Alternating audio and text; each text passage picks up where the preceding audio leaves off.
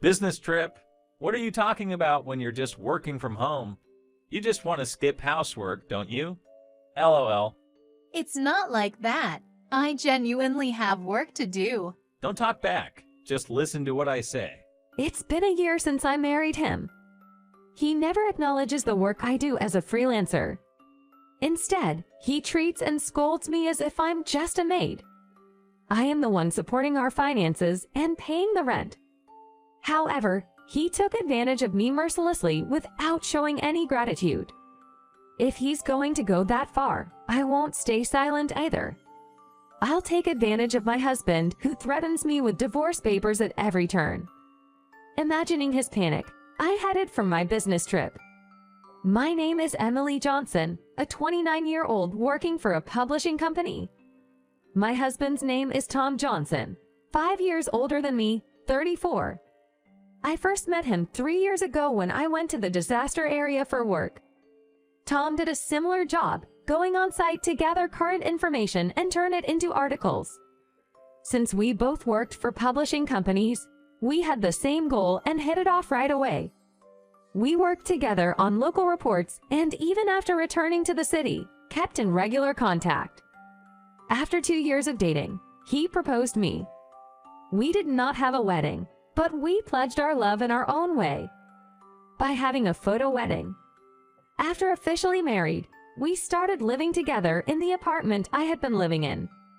There was plenty of room, so the move went smoothly. With our marriage, I considered pursuing my long-cherished dream of freelancing. Quitting my job would mean losing certain benefits, but I wanted to see how far I could go on my own. About a week after getting married, I decided to tell Tom about my plans to go independent. After returning from work and sharing dinner together, I brought up the topic. Hey Tom, I'm thinking of quitting my current publishing company. What? Why all of a sudden? Didn't you say you wanted to work harder? Yes, but I want to try going freelance. Freelance? You're thinking of becoming an independent reporter? Yes, I want to work without being confined by the company's policies, doing things my own way. I frankly shared my genuine feelings. I thought that Tom, being in the same profession, would surely understand. But in the next moment, instead of words of support, a mocking laugh came from Tom's mouth. Aha! So now you want to go independent. That's just impossible for you, isn't it? LOL. Why? How can you judge without even seeing me try? You dream too big, you know? Your articles are popular only because you're working for that publisher. That might be true, but But what? Do you think you can maintain your current popularity even after going independent? LOL. why are you saying it like that? Anyway, it's impossible for you. You don't have that kind of strength. We're married now, so focus on household duties instead of work. Tom eats my cooking while speaking heartless words to me without a care in the world. The points he made about the food, which normally would not bother me, today made me irresistibly angry. Despite my attempts to persuade him several times afterwards, he remained unyielding in his beliefs. Instead, he continued to confront me with harsh words like impossible for you and just a waste of time. However, I did not set out to take on the challenge half-heartedly. If I gave up on my dream now, I'd surely regret it. Ignoring Tom's discouragements, I decided to go independent. I submitted my resignation letter to the company and pursued the path of a freelance reporter. That evening, after quitting my job without telling him, Tom yelled at me. Hey, are you kidding me? Didn't I tell you repeatedly not to quit your job? I'm sorry, but I just can't give up on this. I don't care. What are you going to do if our finances become unstable because of your rash decision? Can you take responsibility for that? Well, Whatever. I'm only going to give you $680 for living expenses like always. Even if we're short because of you, I won't pitch in any extra. Got it? understood. I had always believed that my partner would surely support my dreams. But the reality turned out to be much harsher than I imagined. Being rejected by the very person I wanted support from the most caused a rift in our marital relationship. Why did Tom have to say things in that way? All I wanted was for him to support my dream. Was it too convenient to think that being a couple means understanding each other in everything? While it hurts, I can't give up on my dream now. Especially since I've gone against Tom's wishes to pursue it. I have to make it successful no matter what. I strengthened my resolve further. From then on, the resistance I faced from Tom only intensified. Gradually, it wasn't just about my work. He began to berate me as a person. Whenever I was even slightly late returning home, he would change his demeanor and raise his voice at me. Hey, what time do you think it is? It's already past 7 p.m. Sorry, there was a traffic jam on the way back. Haven't I always told you to be home by 5 p.m.? Coming back from work and there's no dinner ready is absolutely unacceptable. I'm sorry. I'll start cooking right now. I've already ordered delivery. I'll charge you for it later. Under such circumstances, it is never acceptable to go to the site overnight to cover the event. Therefore, I could only travel to places I could return from within a day. However, depending on the day, interviews could take longer than anticipated, or there might be traffic jam. I could never predict the situations unless I actually went to the location. Given how weather could influence my schedule, the idea of always returning by 5 p.m. was unreasonable. Still, I couldn't confront Tom head-on about it. While he endured daily packed commutes, I, his wife, enjoyed a flexible work environment at home, free from corporate bindings. Perhaps he couldn't tolerate such a stark contrast in our work conditions. Understanding his feelings, I always tried my best not to upset him.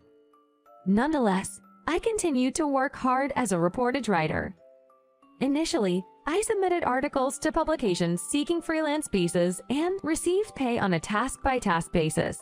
Gradually, I began receiving direct assignments. I also got requests to start my own blog, so alongside writing reportage, I began blogging. As a result, income went up quickly. I realized that my monthly income was about 3 times what it had been when I was an office worker. There were even times when I earned more than $6,000 a month, allowing me to save a substantial amount.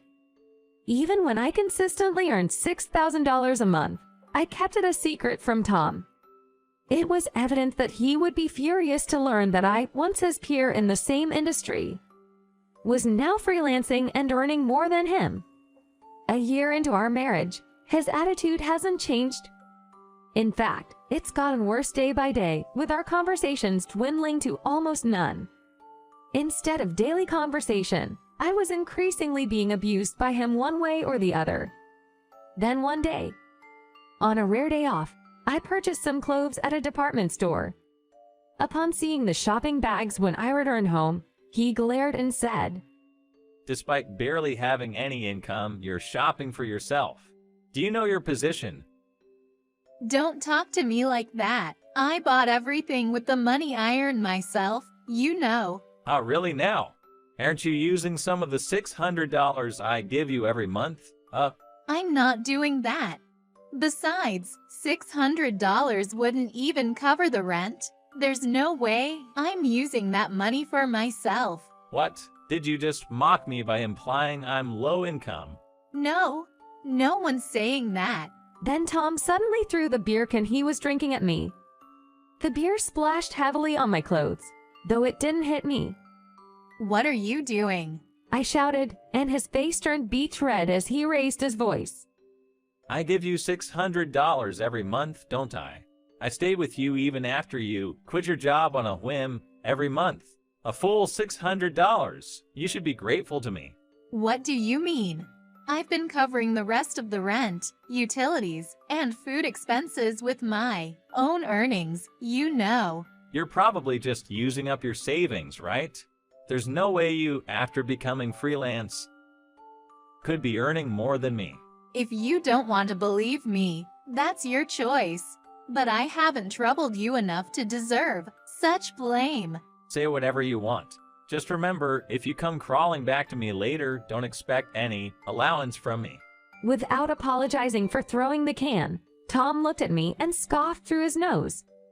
My patience with him was reaching its limit. A few months later, the publisher to whom I usually provide articles directly requested me to go abroad to write articles on natural disasters.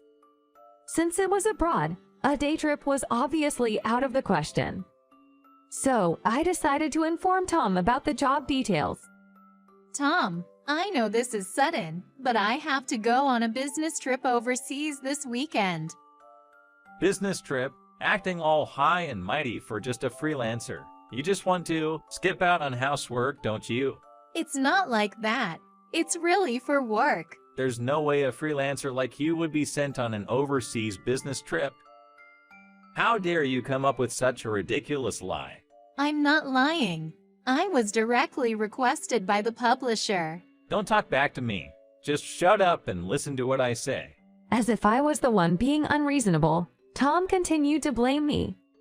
I was so irrationally angry that I glared at him, and he opened his mouth in frustration. Do you even understand your place? You're just a reporter in name, practically no different from an unemployed layabout. Yet, I'm still here with you, aren't I? You're with me because... Yeah, that's right. You wouldn't be able to survive without me. If you have a problem with that, then let's divorce. Tom pulled out divorce papers from his suit pocket and tossed them in front of me. It was at that moment I felt a sharp pulse in my temple, and an unprecedented rage consumed my entire body. I had reached my breaking point. I absolutely refused to endure this any longer, to remain married while being spoken to so freely. I decided to turn the tables and take advantage of him. Tom always had a habit of threatening me with divorce papers whenever he didn't like something. Until now, my sole desire had been to avoid a divorce, and I had always apologized profusely. But that was no longer necessary.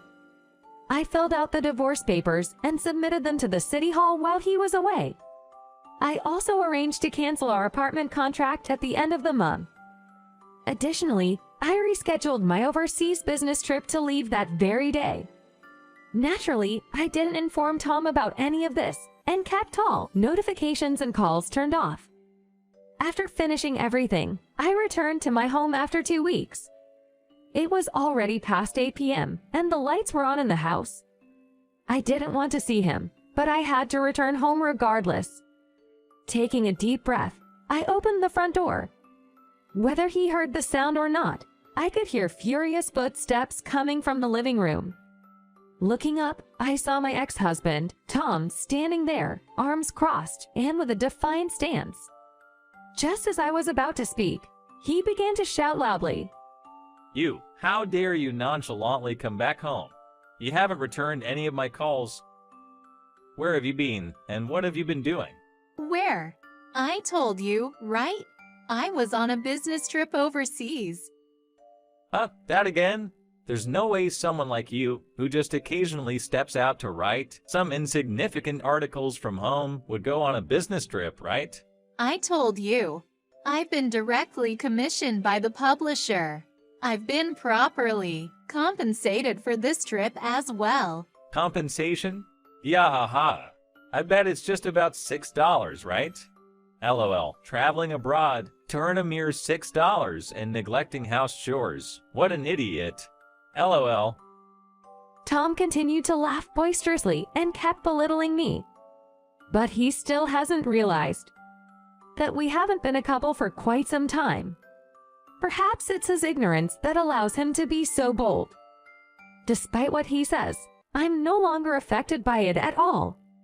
I calmly spoke to him. Do you enjoy looking down on people like this? Oh, what are you suddenly on about? LOL. Isn't it the fault of those who get looked down upon?